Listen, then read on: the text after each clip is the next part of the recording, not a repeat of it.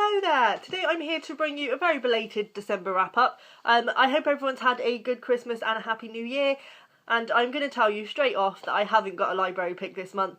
Very disappointing because it was the last month of the year and I'd done so well, but I just didn't have time. I was doing a lot of knitting last month for Christmas presents, things like that, so time was not on my side last month, but I've still got a hefty pile here, so I'm going to jump straight into it.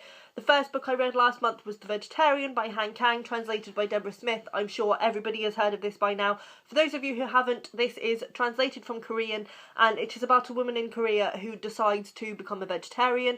It's told from three perspectives. None of them are from the woman herself, but we follow her husband, her sister's husband, and her sister herself, and we follow sort of what effect her deciding to be vegetarian has on them, and the way that her mental decline sort of has an impact on their lives. I did give this 5 stars for the reason that there are themes in here of getting in touch with nature, and she sort of gets more and more interested in becoming part of nature. I don't want to spoil it by saying anything more than that, but I wrote a short story at the start of this year with exactly the same theme, so it really interested me, and I'm definitely going to revisit that story with this book in mind. That said, I was disappointed by this, but I think that's purely because I wanted it to be something that it wasn't. What I wanted it to be and what I hoped it would be was a discussion of a woman going against the norms and taking her life into her own hands, and she's making a conscious decision to become a vegetarian, to take control of her own body. I really liked that idea. That's not what this is about. This is about a woman who is in the throes of a mental breakdown, effectively. She goes absolutely crazy, and her vegetarianism is a part of that, and she can't physically stomach meat. She can't stand the smell or the touch or the taste of it. She can't keep it down. She will be sick if she is forced to eat meat.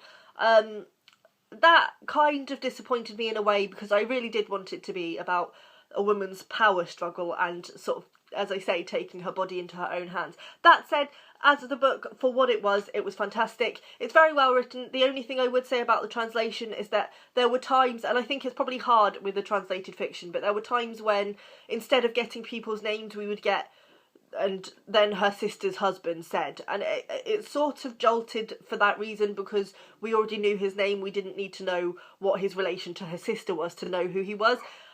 That only really happened in the first section, I found, and from then it really improved. As I say, I gave it 5 stars. I really did enjoy it, but there are things that I was disappointed in. I was hoping for it to be something else, but it's really good and I would definitely recommend it. It's only short, so you can read it in no time at all. It's a very interesting look at mental health and people's desires and things like that, so yes, give it a go.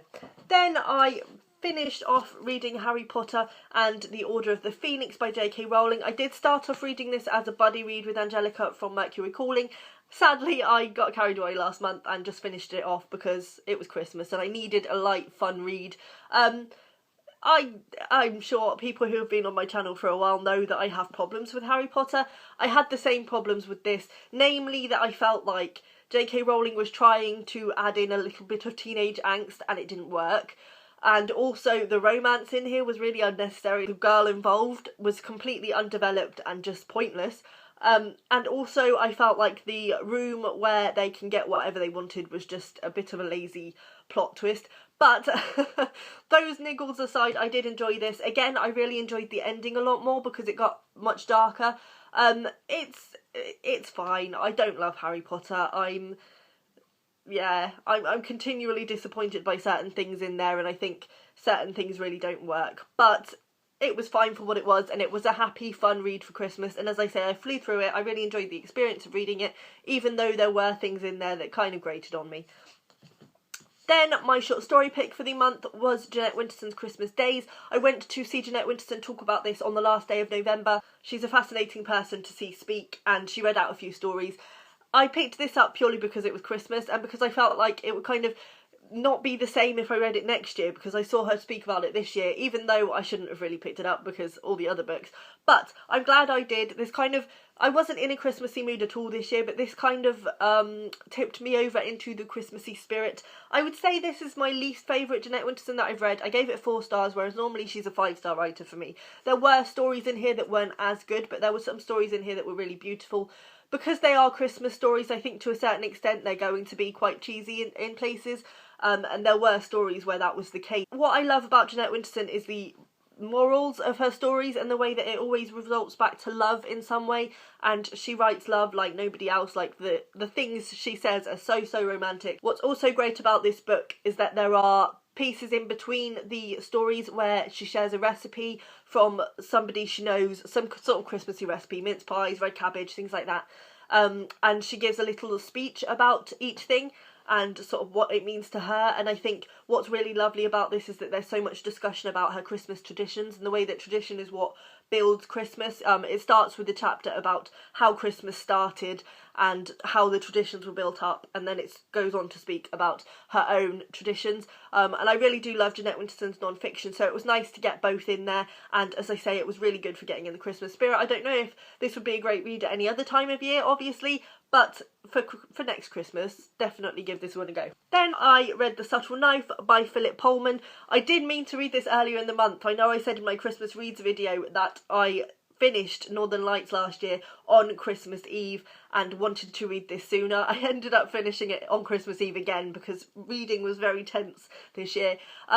But I really enjoyed that, and I think I'm definitely going to do the same next year with The Amber Spyglass. There's something really nice about that ritual, and I think these are perfect stories to wrap yourself up in when you're trying to get into the magical spirit of things. So it's going to be hard to talk about The Subtle Knife without talking about Northern Lights. Most of you have probably already read these and already know the plot, but basically this is set in a world where children have demons which present themselves as animals, and these animals follow them around everywhere and are basically an extension and a physical manifestation of their souls. And the stories all sort of revolve around that. In Northern Lights, it's about what would happen if the soul and the child were separated, and it sort of looks at what part the soul has to play in humanity, effectively. And it's really interesting, and for a kid's book, it's so well written, especially going from reading Harry Potter not that long before this. The quality of writing is so different, and there's actually something in here that is kind of like J.K. Rowling's idea of the Dementors, which is sort of a child-friendly version of depression, but it's done in such a breathtaking way in this book.